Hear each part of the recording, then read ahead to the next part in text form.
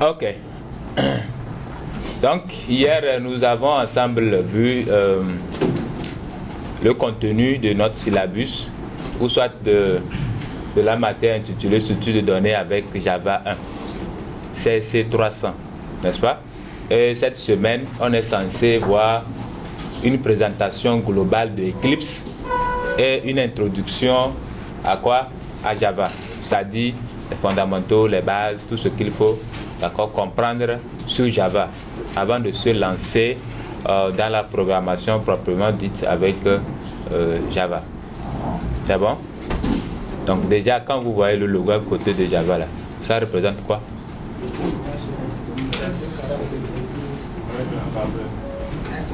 Tasse de café. Ça veut dire quoi?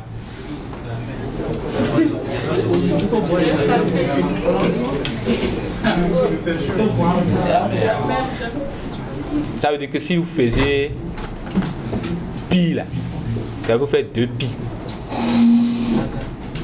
Vous avez compris, non? Si vous faisiez pi, vous faites 2 pi.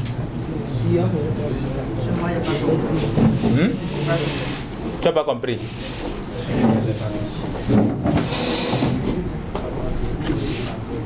Ah, ça c'est bien ça. J'espère que c'est... Ok. Ça c'est pi. Oui, quand il fait 2 pi là, 2 pi, 24 heures sur 24. Alors il faut travailler plus. Quand quelqu'un te dit qu'il faut faire 2 pi, ça dit qu'il faut veiller. Il faut travailler dur. C'est de ça il s'agit. Donc avec une tasse de café, on est capable de faire ce qu'on était incapable de faire quand il n'y avait pas de café. Voilà. Hein? Donc il faut bosser. C'est pas pour vous faire peur, mais c'est juste pour vous préparer, d'accord, au travail. Donc on va commencer juste avec une introduction à ce qu'on appelle Java, d'accord? Donc ça c'est l'année de création. Donc Java c'est un langage de programmation, mais son auteur même, c'est pas Oracle. Parce qu'actuellement, Java est détenu par la société Oracle. D'accord? Mais ce n'est pas la société Oracle qui a créé Java. C'est le nom de l'entreprise, c'est Microsystem, Sun Microsystem qui a créé Java. Avant que le langage ne soit racheté plus tard par Oracle. C'est bon? Maintenant, quelle était l'idée de création même de ce langage de programmation? Parce qu'il y en avait, mais il y avait d'autres langages de programmation avant Java. Pourquoi qu'il fallait créer Java? Les autres langages qui existaient avant l'arrivée de Java, c'était des langages compilés. À la différence que Java est un langage interprété. En quelque sorte, quand on dit le langage interprété, et la particularité de Java, c'est que quand vous écrivez un programme avec Java, ce programme est portable. Et quand on dit portable, ça veut dire que si vous écrivez votre programme sous Windows, vous pouvez exécuter le même programme sans l'avoir réécrit sous macOS par exemple. Donc vous pouvez porter votre programme d'un système à un autre, d'une architecture à une autre. D'accord? Donc c'était ça même l'objectif de la création. Donc il y avait un besoin à langage de programmation portable. Donc dans le temps, quand vous écrivez un programme par exemple sous Windows, vous développez une application pour le système Windows, c'est pour le système Windows. Si vous voulez que ce même programme puisse être exécuté sous Linux ou macOS, vous devez aussi développer, d'accord, la même chose, vous devez reprendre la même chose sous macOS. Ça, ce sont des langages compilés, ça. Vous compilez, vous avez un point .exe, vous installez. D'accord? Voilà. Maintenant, le compilateur et la machine virtuelle. Qu'est-ce qui donne cette possibilité à Java d'être portable? C'est la machine virtuelle, la JVM. La JVM, d'accord, c'est une machine virtuelle que tous les systèmes maintenant incorporent. Quand tu prends Windows, il y a la JVM de Windows, il y a la JVM sous macOS, il y a la JVM sous Linux. C'est bon? Maintenant, quand vous avez votre programme écrit et vous lancez l'exécution, ça crée d'abord un fichier intermédiaire contenant le code qu'on appelle du bytecode. C'est ce bytecode-là maintenant qui est interprété par la JVM. C'est bon? Donc c'est la JVM qui interprète le bytecode qui se retrouve dans des fichiers .class. Donc le programme écrit le programmeur plutôt écrit son code connu sous le nom de source code dans un éditeur de test, bon, avec une extension Java. Ça peut être, j'appelle ici éditeur de test, ça peut être un IDE. Vous connaissez déjà la différence entre un éditeur de test, un IDE ou bien. Donc on ne va pas revenir sur ça ici. Donc comme vous avez fait avec Python.py, HTML.html, CSS.css, JavaScript.js, pour Java c'est quoi? C'est .java. C'est bon? Donc, la plupart des compilateurs traduisent le code source en un fichier exécutable contenant le code de la machine. Là, ce sont des langages compilés, ça. Donc, la plupart des langages de programmation, quand vous compilez là, ça transforme ça en un fichier dont seul le processeur peut comprendre le contenu du fichier. Vous comprenez, non? Or, Java, lui, quand le compilateur Java traduit le code source en un fichier contenant maintenant des instructions bytecode. Donc, vous comprenez maintenant la différence. Chez Java, quand vous exécutez, le fichier, d'accord, résultant de la compilation, ce n'est pas un fichier contenant des instructions compréhensibles directement par le processeur. Non, ce n'est pas le processeur qui comprend ce qui est dans le fichier résultat de la compilation. Vous comprenez? Ce contenu-là, qui est le bytecode, est compréhensible par ce qu'on appelle la JVM, la machine virtuelle de Java. Donc, c'est cette couche intermédiaire qui donne la force de portabilité à Java, parce que tous les systèmes ont la JVM. Et JVM comprend le bytecode. Et le bytecode n'est rien d'autre que chose que ce que vous avez écrit. Donc, si moi j'ai la JVM, c'est comme si vous tous aussi vous avez un traducteur chinois dans votre tête. Déjà, on dit aujourd'hui que tout le monde qui est né a un traducteur chinois dans sa tête. Ça veut dire automatiquement, on comprend chinois. Donc, la même chose, comme tous les systèmes d'exploitation ont leur JVM, automatiquement ils comprennent Java. Donc, dès que vous compilez ce même programme sous Windows, il produit le bytecode. Ce bytecode-là est compréhensible par tous les JVM qui sont sur toutes les machines. Donc, vous pouvez prendre le même programme de Windows vers Linux, de Linux vers macOS, etc. C'est clair, non? Ok, très bien. Donc, les instructions bytecode constituent le langage de la machine virtuelle de Java, d'accord? Et ne peut pas être exécuté par le CPU. Donc, un fichier bytecode a une extension .class. Donc, on quitte de .java vers .class. Et c'est dans ce .class-là qu'on a le bytecode. C'est bon? Donc, Java est un langage interprété. Donc, j'espère que tout à l'heure, vous comprenez déjà la différence entre un langage interprété et un langage compilé. Qui ne voit pas la différence entre les deux?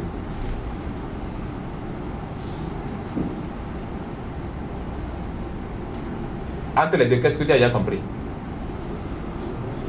Tu n'as pas compris langage interprété ni langage compilé aussi. Langage interprété, c'est un langage, d'accord, quand tu exécutes le programme que tu écris là, ça crée un fichier intermédiaire dont le contenu n'est pas directement compréhensible par le processeur. Le processeur, on appelle le CPU ici. Pour le cas de Java, vu que ce contenu intermédiaire n'est pas compréhensible par le CPU, il y a ce qu'on appelle la JVM qui comprend ce contenu-là. Et ce contenu-là est interprété par la JVM au CPU. C'est comme un interpréteur. On parle chinois, je ne comprends pas chinois. Il me faut quelqu'un qui comprend chinois et ma langue en même temps pour m'interpréter ce que le chinois est en train de dire. Donc c'est ce rôle que joue la JVM. D'accord? Voilà. Maintenant, par opposition au langage compilé, dès que tu écris ton programme et tu lances la compilation, automatiquement ça te crée un fichier dont le contenu n'est compréhensible que par le CPU. Il n'y a plus un intermédiaire. Or, qui dit CPU dit architecture. Donc si tu compiles ton programme sur un CPU avec une architecture bien précise et tu prends le même programme, tu envoies sur un autre CPU qui a une autre architecture, tu comprends avec moi que l'autre CPU ne peut pas comprendre ça. Donc il faut réadapter. Donc, très souvent, les langages interprétés sont portables. C'est bon? Donc, c'est ça la particularité de Java. C'est un langage interprété. Donc, il a un interpréteur pour tous les systèmes. Ça, c'est un schéma pour illustrer ce qu'on vient de dire. D'accord? Donc, dans votre éditeur du test, vous créez un fichier, d'accord, .java. Et dedans, vous avez le source code avec tout ce que vous connaissez. Les contrôles, les structures de contrôle et autres. C'est dans votre code Java. Maintenant, quand vous lancez la compilation, d'accord, ça produit un fichier bytecode avec une extension .class. C'est bon? Maintenant, .class là est interprété par la machine virtuelle. Et vous avez le résultat du programme. C'est bon, non? Ok. La portabilité signifie qu'un programme, je pense que je vous ai déjà tout expliqué. Donc la JVM est ici sur plusieurs machines. D'accord, Windows, Mac, Linux. C'est tout ce que je viens de dire là, qui est encore expliqué ici. Pardon? Donc avec la plupart des langages de programmation, la portabilité est obtenue en compilant un programme pour chaque CPU sur laquelle s'exécutera. Ça, c'est ça que je viens d'expliquer. Maintenant, Java fournit une machine virtuelle Java pour chaque plateforme afin que les programmeurs ne soient pas obligés de recompiler différentes plateformes. Faites ça une seule fois et la JVM s'en charge d'interpréter ça pour tout le reste des machines. D'accord? Donc, .bytecode, vous avez votre bytecode qui est dans des fichiers .class. C'est bon? Vous pouvez l'envoyer sous Windows, sous Linux, sous macOS ou sous Unix. Donc on s'en fout parce qu'on sait qu'on a des interpréteurs là-bas. Donc nous on envoie seulement le bytecode et le tour est joué. C'est clair? Ok. Les versions de Java. Donc le logiciel utilisé pour écrire du Java s'appelle le JDK. Donc le JDK en fait ça va vous fournir l'ensemble des bibliothèques nécessaires, entre parenthèses les API nécessaires pour écrire ou pour développer Java. JDK, ça veut dire quoi? Java Development Kit. C'est bon? Vous devez l'installer. C'est ça qui va vous amener votre JVM. Ça installe tout ce qu'il faut. Donc, ceux qui disent qu'ils ont installé Eclipse, tout ça là, ça veut dire forcément que vous avez installé le JDK. Ou bien? Ah. Sinon, c'est pas Java, c'est pas Eclipse, c'est pas. Donc, il y a différentes éditions de Java. Donc, Java SE, Standard Edition. D'accord? Java Standard Edition. C'est la base. Tu ne peux pas prétendre faire les autres éditions là sans connaître le SE. C'est le SE que nous voulons faire. C'est la version, c'est l'édition standard. C'est ça qui va vous permettre de s'acclimater avec l'environnement Java. C'est bon? Donc, ça plus une orientation vers la création des applications desktop. Quand on dit une application desktop, ce sont des applications monopost. Vous développez, vous installez, vous avez l'icône, vous lancez, vous utilisez. Ça s'arrête à vous.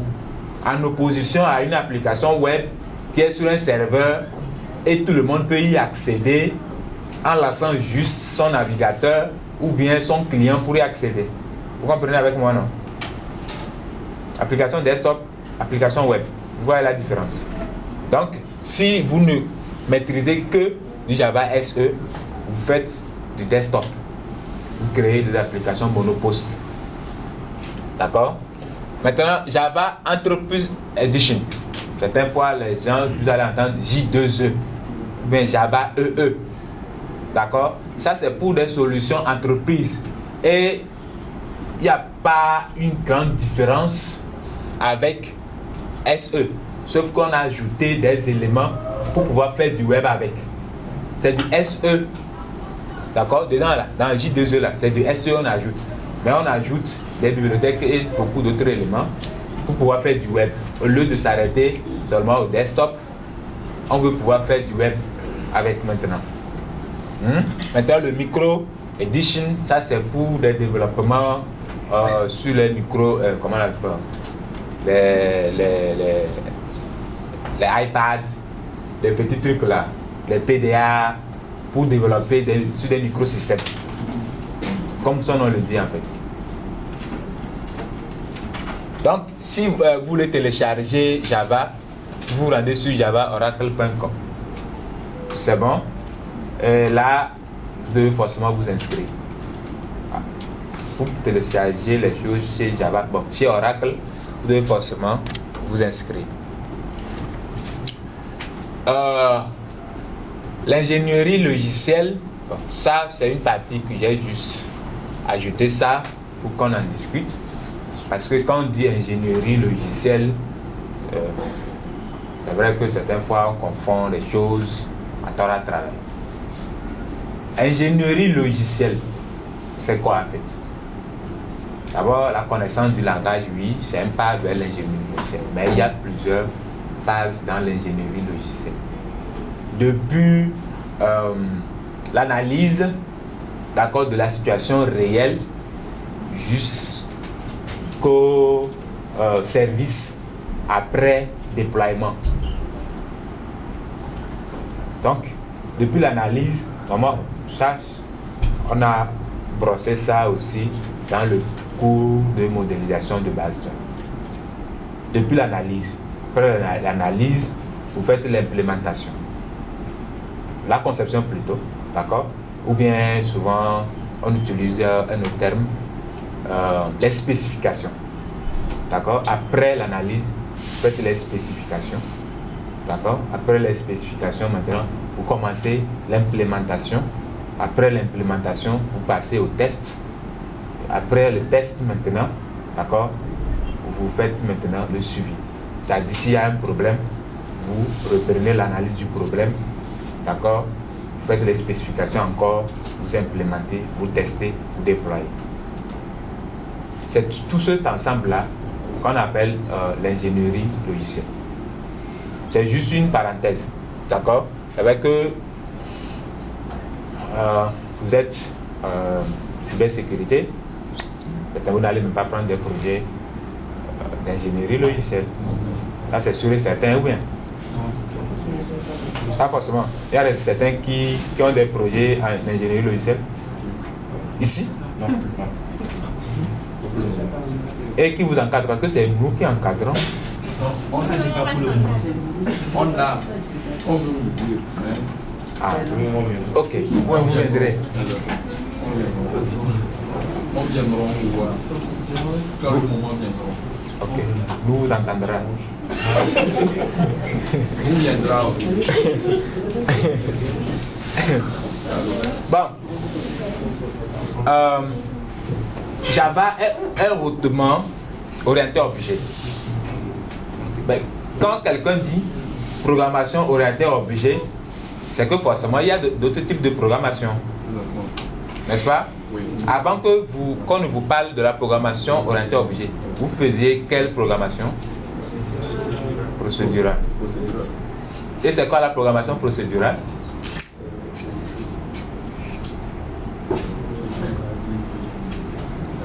C'est pas forcément basique, hein?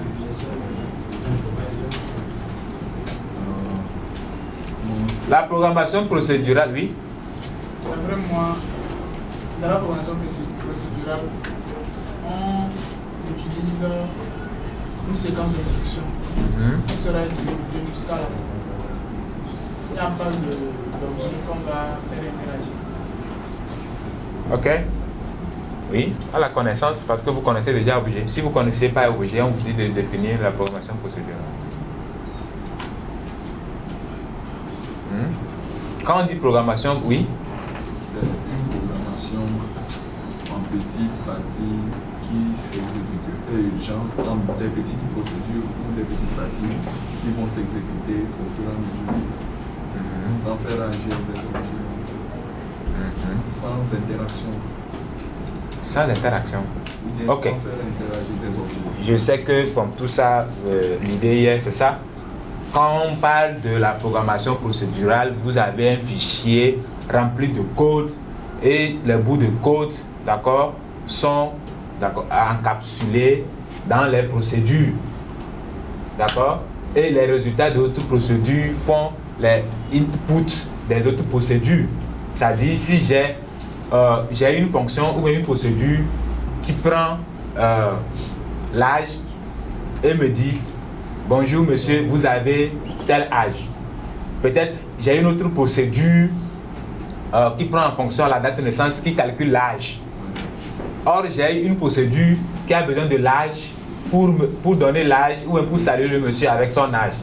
Vous voyez que le retour de la procédure qui retourne l'âge devient l'entrée de la procédure qui salue le monsieur. N'est-ce pas? Vous ne comprenez pas ce que je dis? Vous avez compris, non? C'est-à-dire que quand on prend une procédure, il y a les paramètres en entrée et il y a les sorties. Pam, il y a une procédure qui prend la date de naissance, qui fait la différence entre l'année actuelle et l'année de naissance pour me retourner quoi? L'âge. Or, j'ai l'autre qui prend l'âge et me retourne bonjour monsieur, vous avez tel âge. Donc, quand l'autre procédure me retourne l'âge, je le passe, d'accord, le retour là à la méthode suivante pour saluer le monsieur. Donc, ainsi de suite. Donc, dans la programmation procédurale, les données, d'accord, ne sont rien d'autre que des résultats des procédures du même fichier. En opposition à la programmation procédurale où ce sont des objets même, d'accord, qui produisent les données. Parce que les données sont dans les objets. Vous pouvez passer un objet pour faire une manipulation à votre guise. Ou bien, donc les langages de programmation plus anciens étaient procéduraux. Une procédure est un langage d'instruction, deux langages de programmation qui ensemble effectuent une tâche spécifique. D'accord. Dans un programme procédural, les éléments de données sont généralement passés d'une procédure à une autre. D'accord. Dans la programmation procédurale, des procédures sont développées pour fonctionner sur les données du programme. C'est la même chose que j'ai dit. D'accord. Donc, les données du programme ont tendance à être globales pour l'ensemble du programme. Si j'ai un fichier avec plusieurs procédures dedans, les variables qui sont dans le fichier, toutes les procédures peuvent y accéder. Donc, de base, tous les attributs, toutes les variables sont pratiquement d'accord, globales dans la programmation procédurale, dans le même fichier. D'accord, les procédures constituent les blocs de base pour la programmation procédurale. Donc, une procédure A produit un résultat qui est maintenant consommé par la procédure B pour produire aussi un autre résultat qui lui aussi peut être consommé par une autre procédure, ainsi de suite. C'est ce que vous aviez commencé à faire l'année passée avec Python d'abord, avant de commencer par faire la programmation orientée objet. Donc, l'orienté objet est centré sur la création d'objets plutôt que sur les procédures. D'accord? Donc, les objets sont une fusion de données et de procédures qui manipulent ces données-là. Donc, je pense qu'il n'y a pas... Je ne suis pas en train de dire quelque chose de nouveau ici. D'accord? Les procédures dans un objet sont appelées méthodes. Donc, ça, c'est une représentation d'un objet. Vous avez la partie des attributs et la partie des méthodes. C'est clair, non? Ok. La programmation orientée objet combine les données et le comportement via l'encapsulation. C'est quoi l'encapsulation déjà?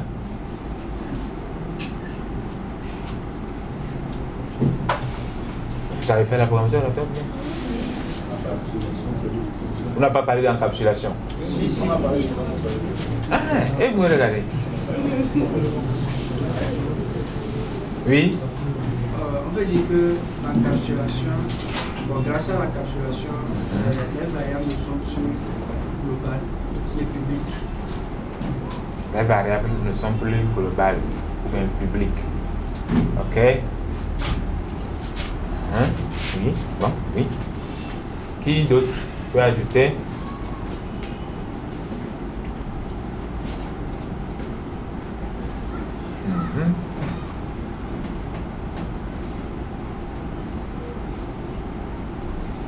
On dit la programmation orientée objet combine les données et le comportement via l'encapsulation.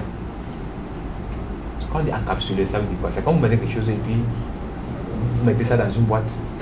Donc les classes que vous créez là, c'est ça la boîte. Et dans la boîte, ce qui est la classe, vous avez les attributs et les méthodes qui sont dedans. Et vous avez fermé. Vous et vous seul pouvez maintenant autoriser d'autres personnes à venir y accéder. Si vous n'autorisez pas, personne ne peut y accéder. Ou bien, c'est ça l'encapsulation. Maintenant, avec d'accord, les restrictions de private, d'accord, de private, de public, de default, et quoi encore? Protected. Très bien.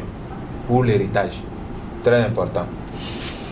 Donc, masquer des données est la capacité d'un objet à restreindre les droits d'accès sur ces données aux autres objets du programme. Donc, ça fait aussi référence à l'encapsulation. Dans l'encapsulation, ça permet de masquer les données. Donc, masquer les données est la capacité d'un objet à restreindre les droits d'accès sur ces données. Quand je dis ces données, ça veut dire propre à lui. C'est bon? Aux autres objets du programme. Maintenant, seules les méthodes des objets devraient pouvoir manipuler directement ces attributs. Maintenant, les autres objets sont autorisés à manipuler les attributs d'un objet à l'aide de ces méthodes. Cet accès indirect est appelé interface de programmation. Donc, nous on aura à utiliser cette interface-là pour pouvoir travailler.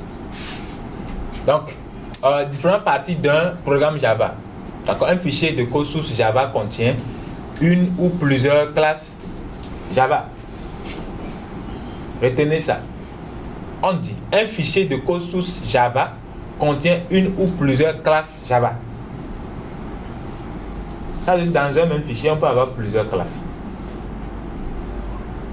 Ok. Si plusieurs classes sont dans un fichier de code source, une seule d'entre elles peut être publique.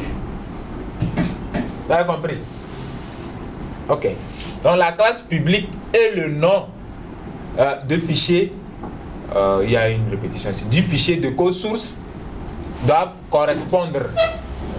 Si je crée une classe personne, dedans, je dois avoir une classe publique personne. Maintenant, s'il y a d'autres classes, ces classes, c'est-à-dire dans la même classe personne, ces classes ne doivent pas être publiques. Ok. Donc, exemple, la classe simple doit être dans un fichier simple.java. C'est clair, non? Ok.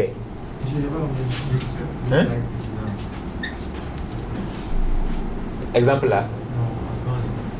La classe publique et le nom du fichier de code source doivent correspondre. Si plusieurs classes sont dans un fichier de code source, est-ce que jusqu'à présent, la programmation orientée objet que vous faites, est-ce que dans une même classe, dans une classe ou bien dans un fichier de classe, vous pouvez avoir plusieurs classes? Vous avez déjà fait ça? Du genre, j'ai une classe personne. Dedans, je fais public class, le nom de la classe, je ouvre les accolades, je mets les attributs et puis les méthodes. Est-ce que je peux encore créer une autre classe dans ce même fichier-là? Jusqu'à présent, ce que vous savez faire là, est-ce que vous pouvez créer encore une classe dans ce même fichier-là? Java vous dit, vous pouvez encore ajouter une autre classe, d'accord, à l'intérieur d'une classe. Vous créez encore une classe à l'intérieur. Vous pouvez créer encore une classe à l'intérieur. Sauf que cette classe maintenant ne doit pas être publique. Il n'y a qu'une seule, d'accord, classe publique à l'intérieur d'un fichier classe. Et cette classe-là a le même nom que le fichier même. Donc c'est ça qu'on dit ici. Par exemple, la classe simple doit être dans un fichier simple.java. Donc c'est elle la classe publique en fait. Et le nom de cette classe et le nom du fichier doivent correspondre. Très bien. Donc, ça c'est un exemple très simple.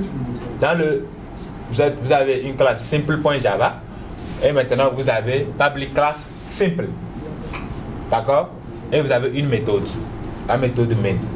On va comprendre tout ça là tout à l'heure. C'est bon, non? Ok. Quand vous comprenez rapidement comme ça, c'est bon, on avance vite.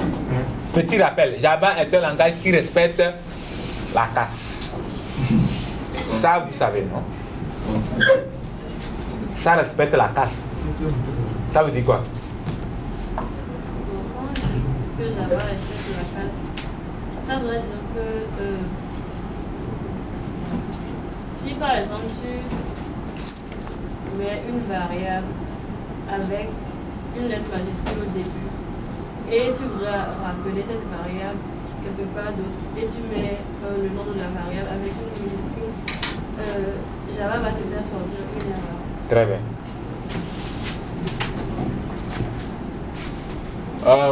Sorti de la console, la plupart des programmes que vous allez écrire peuvent être exécutés dans une fenêtre de console. D'accord?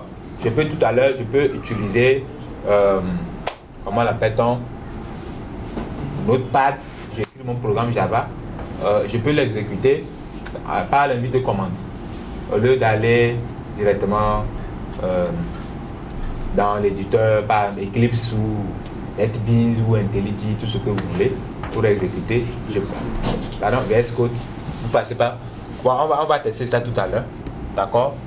Donc, les commandes pour exécuter un programme Java en ligne de commande, on a Javac suivi du nom du fichier .java. Là, ça va vous créer un fichier .class. D'accord? Maintenant, pour exécuter ce fichier .class, maintenant vous lancez Java, il y a plus C, suivi du nom de la classe maintenant, et il y a plus aussi .class. Et là, ça vous exécute automatiquement votre programme. Alassane, il est l'heure pour la prière. Hein? Prière. Tu es musulman, non? Ah bon? Ok. Non, on va tester. On va tester.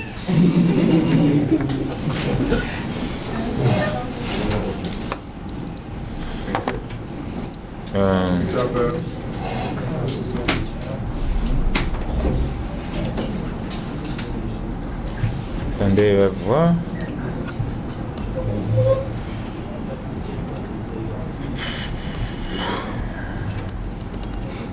Ma machine a un petit souci.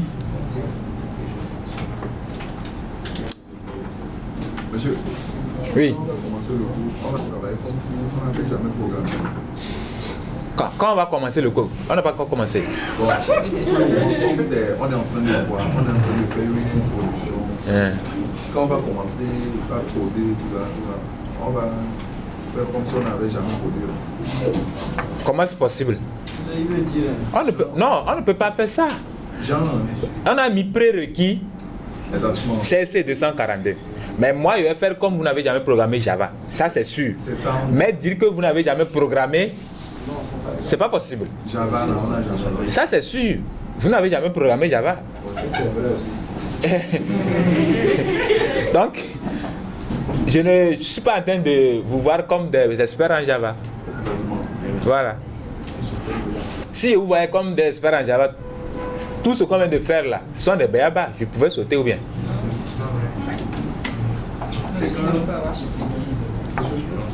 Quand on arrive quelque part, il y a expliqué, c'est dans prérequis là aussi. Vous pouvez réexpliquer. Mon ami, faut pas mettre la clé sur notre chemin. Non, pas lui seul. Il a d'ailleurs dit là, c'est pas forcément lui. Si quelqu'un sait déjà qu'il a des lacunes là, qu'il a révisé, on a mis prérequis, CC 242. Il faut aller bosser. Hein? Allez-y bosser. Même là, prérequis, c'est pas CC 242 seulement. Le cours qu'on a fait ensemble, IT 240. Parce que quand on dit programmation orientée objet, il faut analyser, connaître les classes d'abord, non? Avant de commencer par programmer. Je les histoires de classe là même. Ça me dit. Moi Moins j'en fais quoi? Mais si je savais, j'allais faire moins un alors.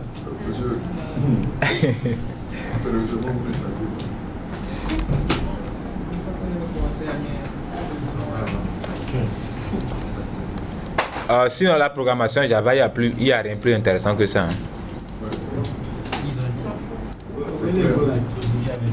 Hein.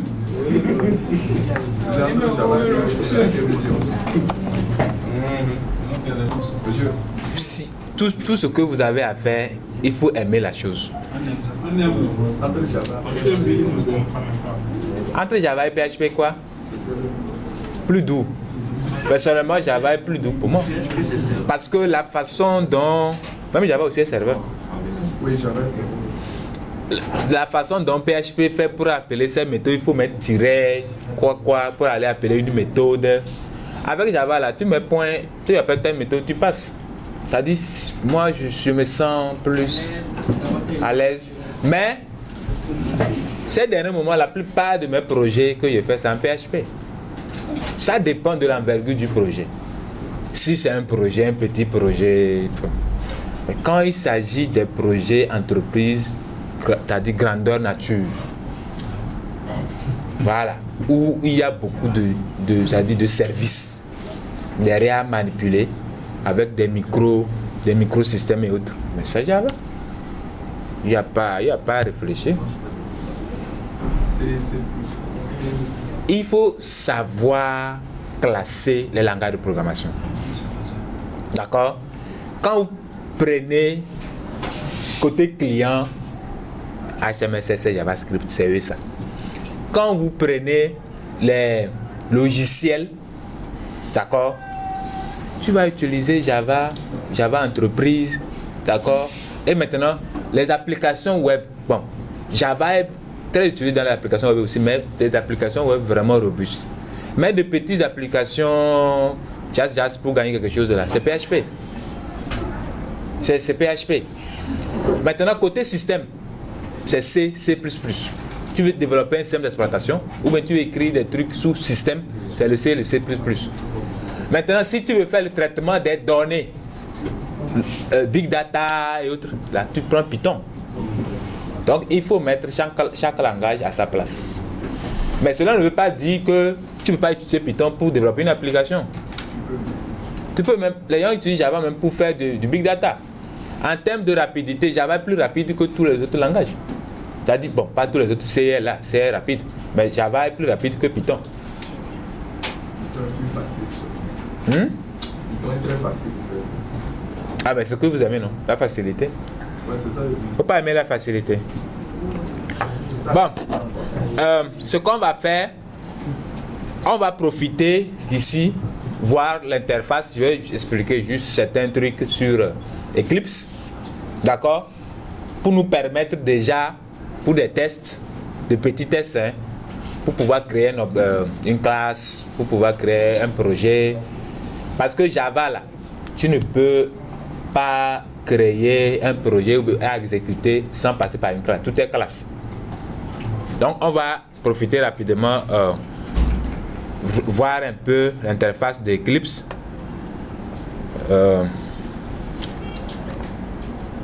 Bon, j'espère que tout le monde utilise Eclipse. Non. Toi, tu utilises quoi? VS Code. Bon, donc, tu assumes. Voilà. C'est simple. C'est pas tout ce qui est là-bas que personnellement j'utilise. Moi, ce que j'utilise, je vais vous montrer. Maintenant, si vous avez d'autres choses à faire et vous avez des problèmes, dans Eclipse, hein, vous pouvez venir.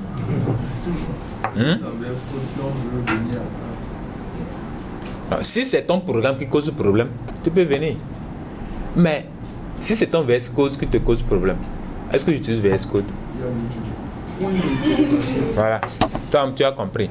Donc, pour ceux qui ont Eclipse, vous voulez créer un projet Java SE. D'accord?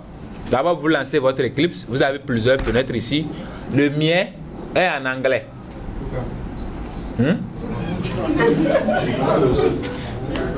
Bon, c'est une préférence.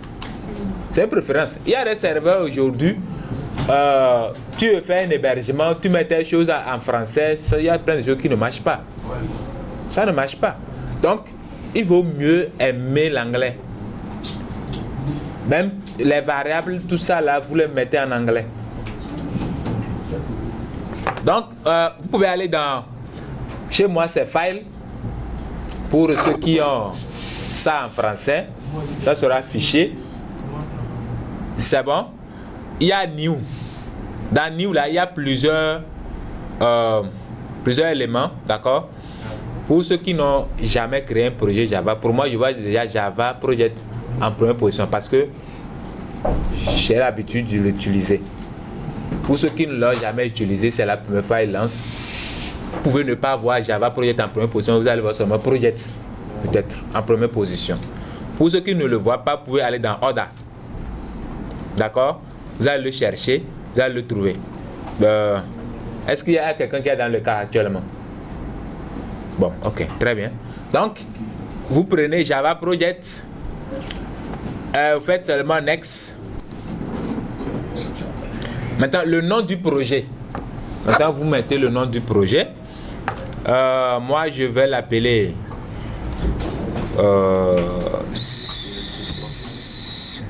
non, cybersécurité 2021. Ouais, 2021-2022.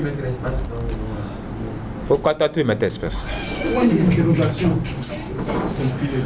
On vous a déjà dit que les noms des variables, tout ça, là, moi je ne veux pas répéter ça, il n'y a pas d'espace. Vous avez dit nom de projet, là, Pourquoi toi tu me mets espace?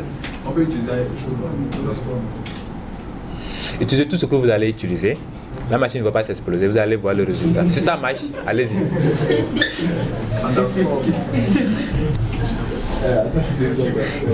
Il faut mettre, mais underscore pour ça passe ou pas.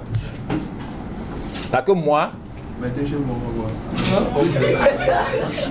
après avoir mis votre nom, vous avez le choix de spécifier l'emplacement de votre projet. Mais par défaut, ça vous donne, d'accord, un emplacement. Ça va, d'accord? Cet emplacement n'est rien d'autre que... Ah, j'ai déjà bloqué là-bas. N'est rien d'autre que dans votre workspace que vous avez créé. Espace de travail. Vous pouvez changer, vous pouvez créer des espaces de travail. Et dans un espace de travail, vous avez plusieurs projets. D'accord? Maintenant, vous pouvez avoir plusieurs Java installés. Ça, c'est 1.8. Moi, j'utilise 1.8. C'est-à-dire c'est la version 8. Le JDK, moi, j'ai installé JDK 8. D'accord? Pour ceux qui actuellement, il y a déjà Java combien même? Voilà. Ils sont en train de courir, c'est pas là où ils vont. Donc, ceux qui ont installé quoi là. Sauf que ce n'est pas encore stable. Actuellement, la version stable, je pense 8, 11. Bon, 15. Il y a beaucoup de choses. Je sais pas quand même. Mais 11, c'est stable. Oui, moi, j'utilise le 8. Prenez 1.8. Ici, le JDK ne correspond pas. Mais installez le JDK de 8 si vous voulez 8. Si vous voulez, vous installez le JDK de 11 et vous faites 11. Mais ce qui est sûr, tant que vous installez un JDK qui est supérieur à 1.8, tout ce que nous on va écrire aussi, ça va marcher aussi chez vous. Et vous faites finish.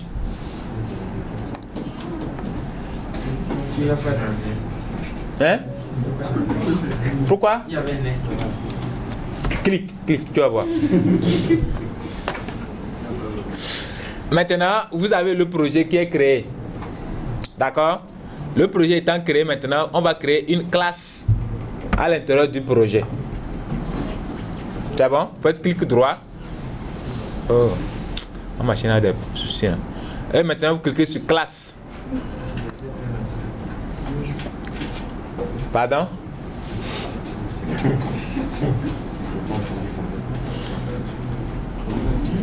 Maintenant, Java, dans un projet Java, en temps normal, d'accord, on a une classe principale qui contient la méthode principale.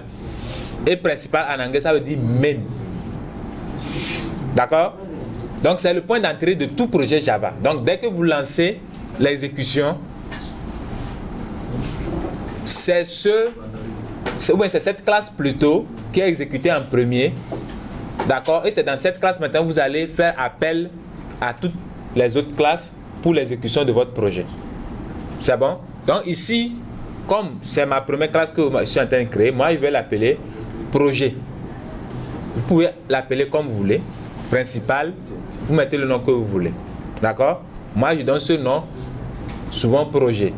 Et je sais que c'est le point d'entrée de mon projet Java.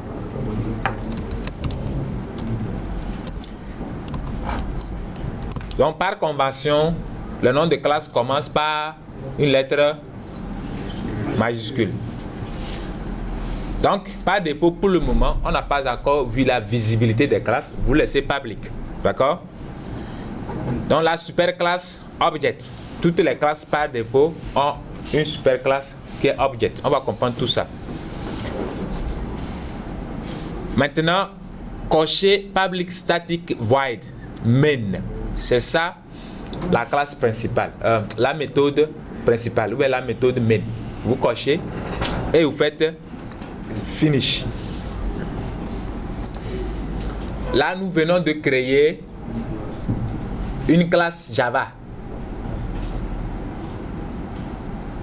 C'est bon? Et dans cette classe Java, nous avons la méthode principale qui s'appelle main. C'est bon? Ça, ce sont des commentaires générés automatiquement. Je peux effacer. Il n'y a aucun problème. C'est bon? Ok. Maintenant, je vais juste afficher. Donc, pour afficher un test, simple, system.out. Machine. Hein? Vous voyez quoi? Ah bon?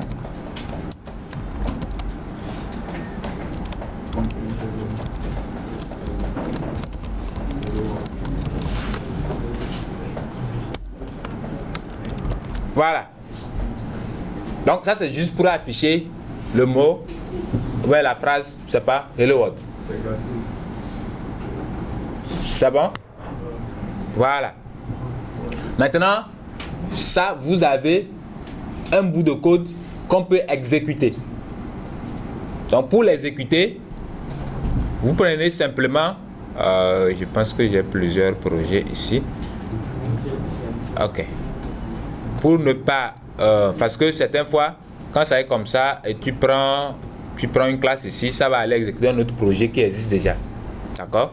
Donc, pour être sûr que je suis en train d'exécuter le projet, c'est-à-dire ce fichier-là, moi, je fais clic droit pour la première exécution. D'accord? Je fais clic droit, je fais run as. Là, je suis en train d'exécuter aussi ce fichier, le fichier sur lequel je suis actuellement. Je fais run as et puis je prends Java Application et j'exécute. Donc, si vous regardez bien, c'est écrit là-bas Hello World. Donc ça, c'est le résultat de l'exécution de mon programme. C'est ça ici, Hello World. C'est bon? Maintenant, pour la prochaine exécution, je pense que ça va être disponible ici normalement. Je fais. Voilà. Parce que j'ai la plupart des projets qui sont ici, dedans aussi, c'est ma classe principale. Je nomme ça projet. C'est la raison pour laquelle vous les voyez comme ça. D'accord? Voilà. Donc, on vient d'exécuter notre premier programme Java. Comme ça. C'est bon? Nous étions ici où on vous disait que c'est aussi possible d'exécuter un programme Java en ligne de commande en utilisant d'abord Java, c'est bon, suivi du nom de la classe .java et après maintenant l'exécuter, d'accord, avec la commande Java sans C maintenant, suivi du nom de la classe. Et dans l'ordre, comme vous le savez, quand vous écrivez un programme Java, vous avez d'abord le fichier .java. Maintenant, quand vous le compilez, ça donne quoi? Ça donne les points classes. Et ce sont les points classes qui sont exécutés, entre parenthèses, interprétés par la JVM.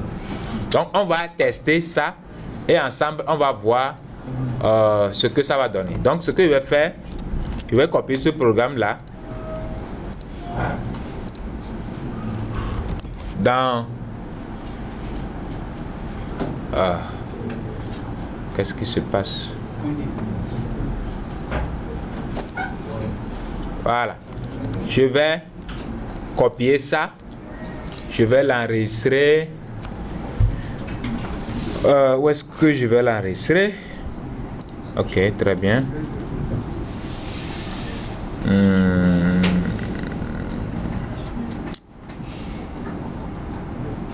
Je vais...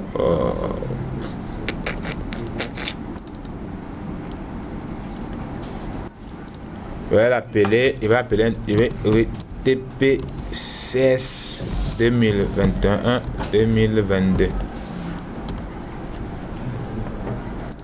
Donc à l'intérieur maintenant, je vais appeler ce fichier là test.java.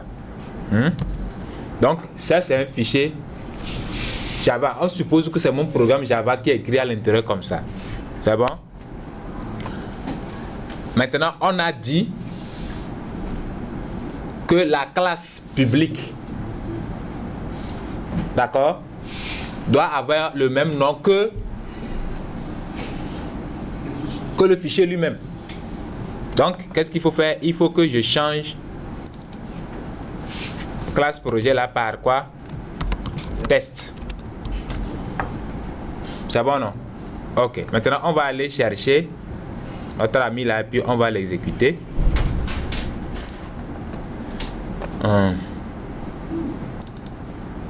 Voilà. Ce que je vais faire, je vais l'ouvrir.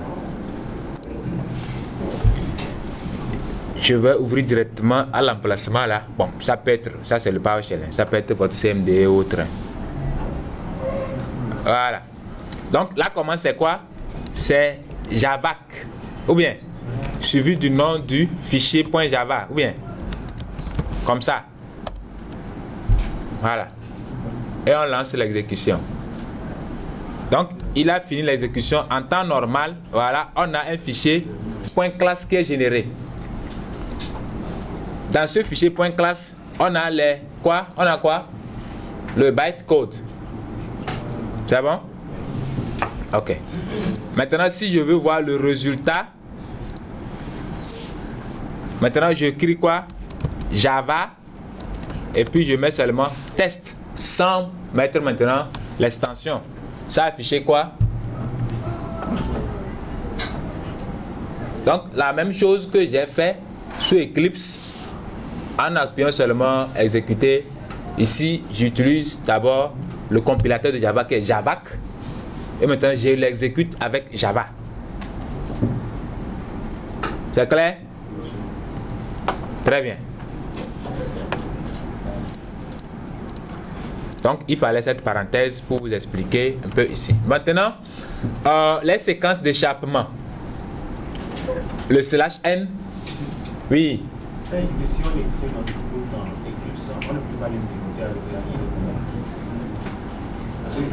Ah non, c'était juste pour vous, ce que moi j'ai expliqué, d'accord, c'est pour dire que vous pouvez écrire votre code directement dans Notepad, d'accord. Vous pouvez faire la même chose, aller chercher l'emplacement de votre fichier Java là. Vous pouvez aller le chercher et l'exécuter aussi de la même façon. Moi, je ne veux pas rentrer dans les workspace, tout ça là. C'est pour ça que j'ai copié-collé. Au lieu de lancer Eclipse, si vous mettez tout ça, vous pouvez l'écrire directement dans Notepad, quoi. Et lancer quelque part et l'exécuter. Le /n permet de faire quoi?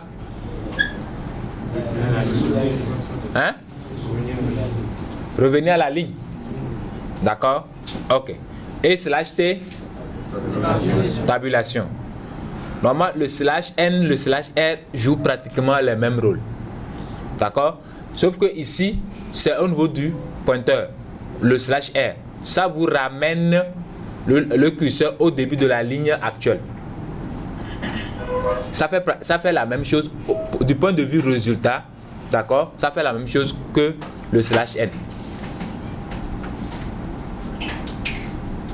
Maintenant, le reste, je pense que vous êtes censé comprendre. Ça, ce sont des caractères d'échappement. Ou bien, si je veux, si le /r, ça permet, ça dit ça a un sens. Ça veut dire slash en soi-même a un sens. Donc, si je veux avoir slash dans mon programme, il faut l'échapper. Ou bien, mes amis ne comprennent pas ce que je dis. Vous ne comprenez pas ou bien? Mais /n, /r là, ça vous avez compris. Quand j'écris comme ça, pourquoi déjà ça dit hier? Closed by double. Pourquoi ça me dit déjà qu'il y a erreur?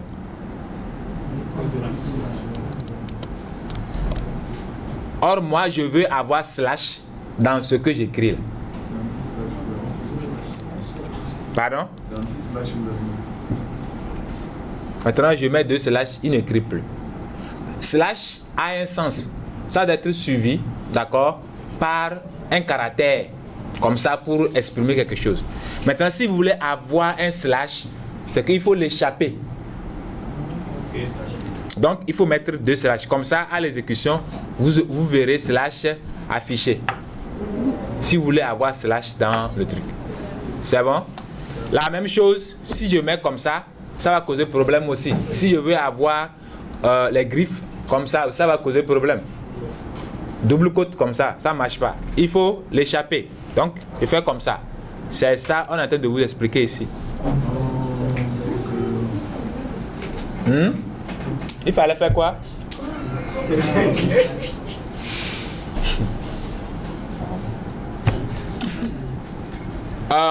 Séquence d'échappement, ça ce sont des exemples pour voir le résultat de ce qu'on vient de voir précédemment.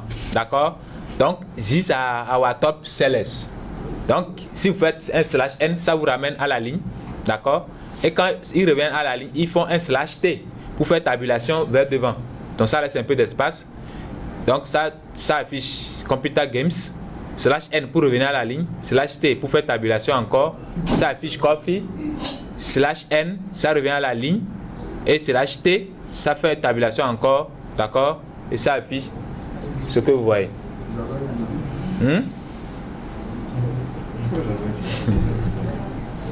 Avec ces séquences d'échappement, il est possible d'obtenir une sortie test complexe à votre façon. Donc, les variables et les chaînes. Il y a une question. On finit à quelle heure? Ok, très bien. Maintenant c'est 1h30. On n'a plus besoin des pauses ou bien? Oui, on n'a pas besoin de pauses. La condition qu'on fait 16h00. C'est gagné. Et c'est quoi cette condition là? C'est la condition. On termine à 16h00. On ne fait pas pause. On finit à 16h. Ok, pas de problème. Donc, une variable, allez-y seulement. Une variable est un emplacement de stockage nommé dans la mémoire de l'ordinateur. Ça, vous le savez? Ou bien? Ok. Un littéral, c'est-à-dire une chaîne, est une valeur écrite dans le code d'un programme. C'est-à-dire une chaîne de caractères. Donc, les programmeurs déterminent le nombre et le type de variables dont un programme aura besoin. Donc, les variables et les chaînes. Donc, ceci est une déclaration de variable. Java est un langage hautement typé. Vous ne pouvez pas mettre une variable en l'air comme ça sans dire ce que représente cette variable-là. Quand on dit un langage typé, c'est que cette variable chaque variable a un type, les types de données. Donc, pour déclarer une variable, vous précédez cette variable du type de données, c'est-à-dire les données qui seront enregistrées dans cette variable-là. Donc, ici, on va déclarer une variable de type int, un entier. C'est bon? Voilà.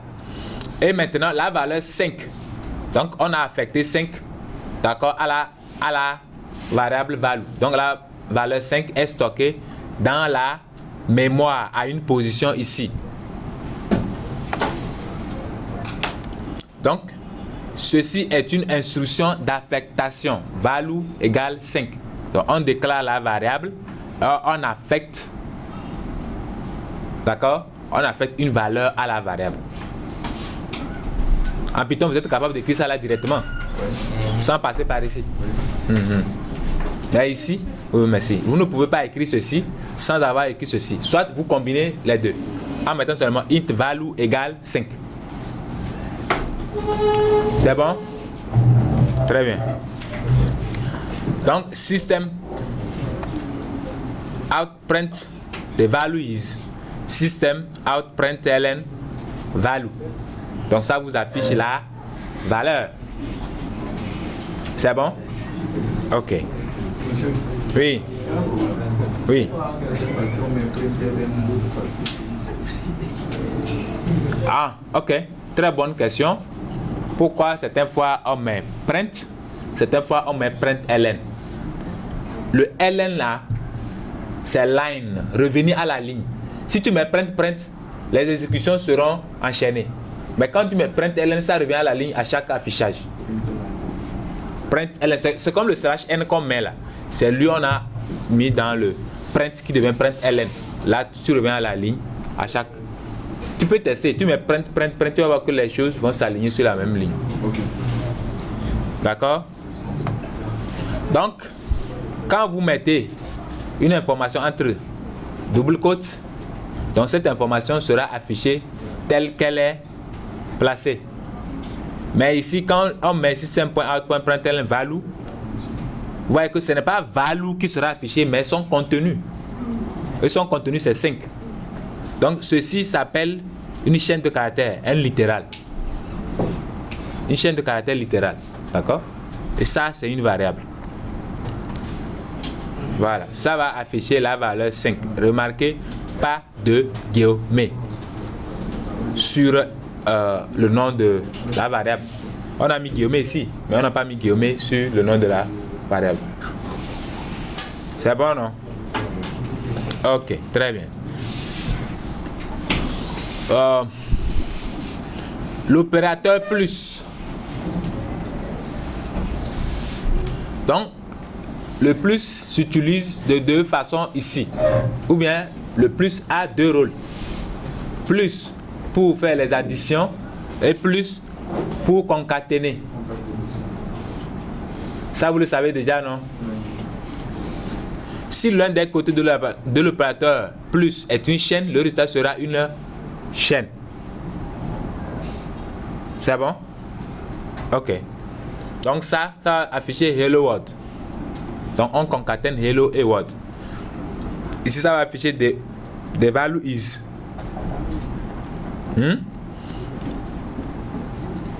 Donc l'opérateur de concaténation de chaînes peut être utilisé pour joindre des chaînes. Ça c'est pour la concaténation.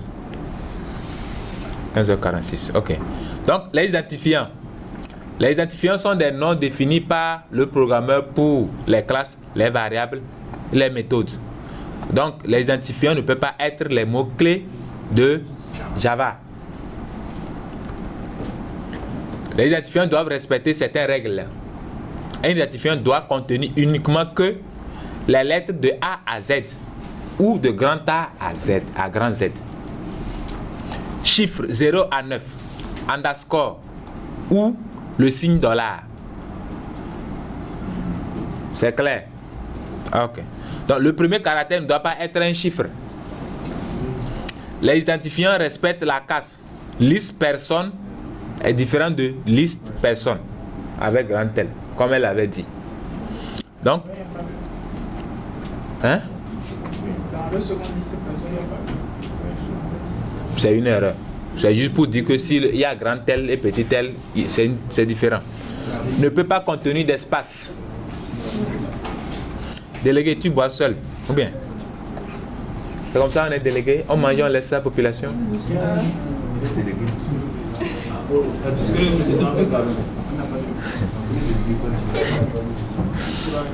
Donc, voici la liste des mots-clés Java à ne pas utiliser comme nom de variable, ou nom de méthode, ou nom de classe. Abstract, asset, boolean, break, byte, case, catch, char, class, const, continue, default, do, etc. Qui t'a dit de retenir? À force de programmer là, toi-même là, tu sauras. Tu vois que tu les retiens déjà. Mais il n'y a pas ça ici. Il n'y a pas or. Il n'y a pas quoi? Or. Ici on n'utilise pas or. Le or là, c'est 2 slash. Le et là, c'est l'esperliote. Le e commercial, hein? Point d'exclamation.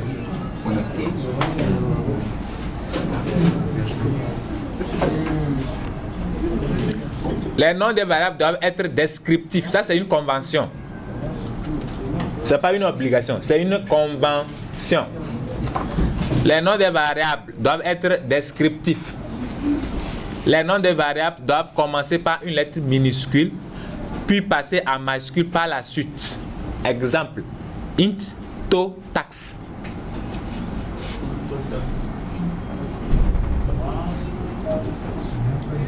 On appelle ça, ce sont les syllabes, non, ou bien quoi? Si le nom de la variable comporte 2 mots, to et tax par exemple. Donc, bon, généralement vous commencez, d'accord, le nom de la variable par une lettre minuscule et les autres mots là, vous commencez par les lettres majuscules. Les noms de classe doivent commencer par une lettre majuscule. Les noms de classe. Les types de données primitifs. Les types de données primitifs sont intégrés au langage Java et ne sont pas dérivés de classes. Mais à noter que chaque type primitif a sa classe correspondante. Donc il existe 8 types de données primitives en Java. Le byte, le short, le int, le long, le float, le double, le boolean et puis le char.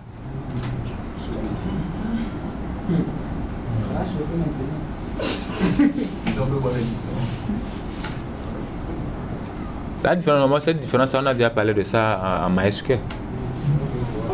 Oui, est-ce qu'on peut faire une version c'est ça ici. Le byte sur un octet, le short sur 2 octets, le int sur 4 octets, d'accord? Le long, vous savez quand on écrit byte avec Y, c'est octet. Mais quand on écrit avec I, c'est 1 bit, 1. Ok. Le float, c'est 4 octets, et puis le double, c'est 8 octets.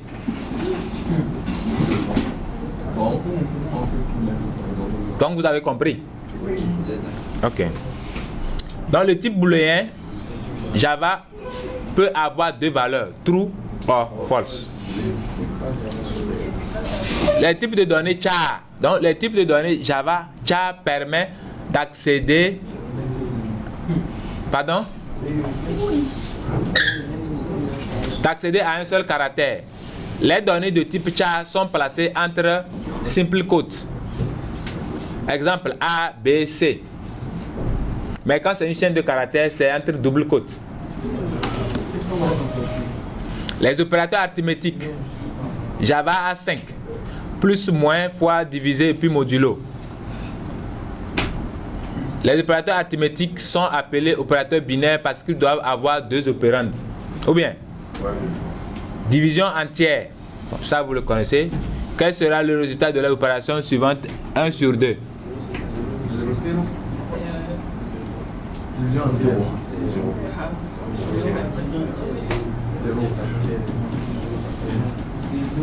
Ok. Allez-y tester. Précédent des opérateurs. Donc, nous avons les mêmes priorités qu'en maths. Changement de précédence avec les parenthèses.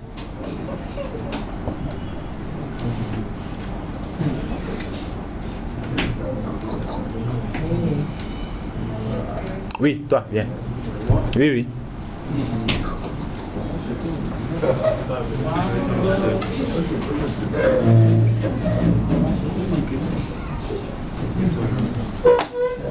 Prends marqueur et face au tableau. Oui, marqueur et effaceur. Efface le tableau.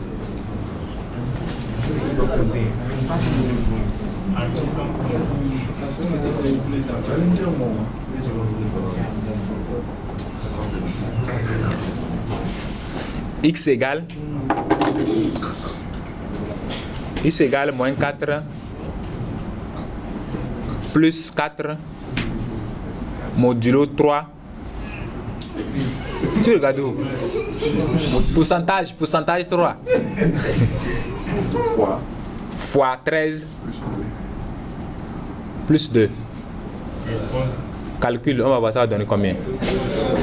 Calcul. Moi, je vais calculer.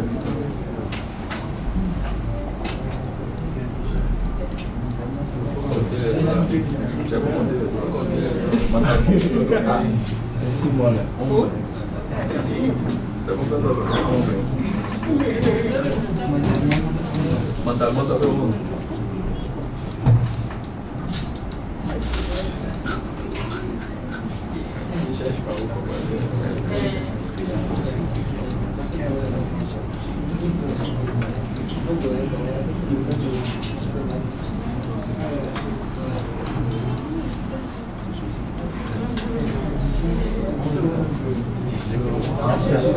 Calcul. Regarde, pause et calcul. Faut pas inventer un résultat pour nous. Calcul, on va voir. Dis comment je fais si que j'ai donné. Ok, d'accord.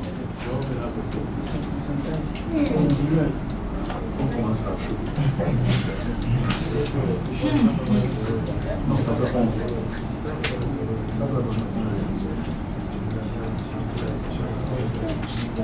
Il suffit pas de dire ça fait 11. Il faut prouver ça. C'est de ça qu'il s'agit.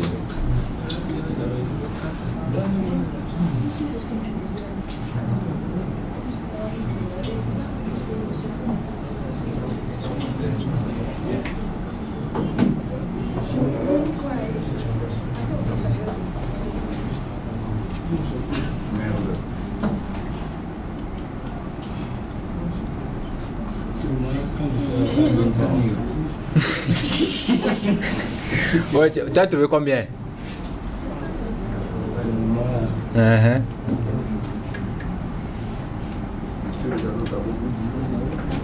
Donne-nous, tu as trouvé combien? Pas de recalcul, tu as trouvé combien?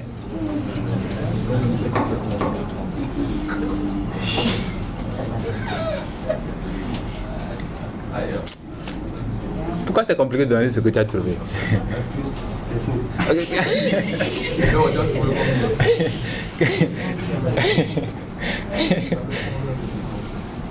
Après, c'est comme ça arrive, on arrive à vous attraper que vous trichez. Parce qu'on te donne une réponse, tu ne sais pas comment, par où on a passé pour trouver une réponse là.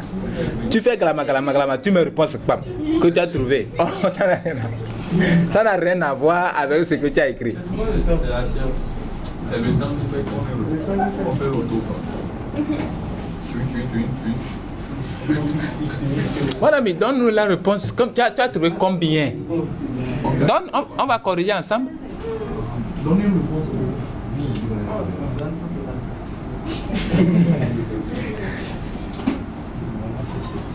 Tu as trouvé 7. Ok. Alpha, tu dors? Viens nous calculer ça là. Au tableau. Alors Alpha arrive.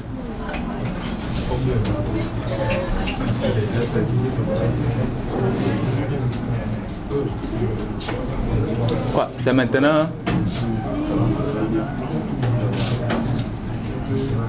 Diaga, tu as trouvé combien?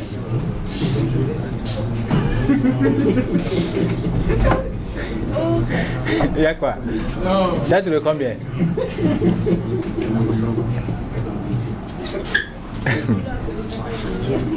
Oui. Calcule pour nous donner le résultat. Hein? Tu as trouvé combien? 1. Ok. Kaché, tu as trouvé combien? 11. Viens nous démontrer ça. Hein? Alors, bon, déjà, comme lui il a trouvé 11, lui il a trouvé 7, lui il a trouvé 1. Lui d'abord il n'a qu'à nous montrer comment il a fait pour trouver 7 là. Quand tu attends là-bas, il n'y a pas de partie.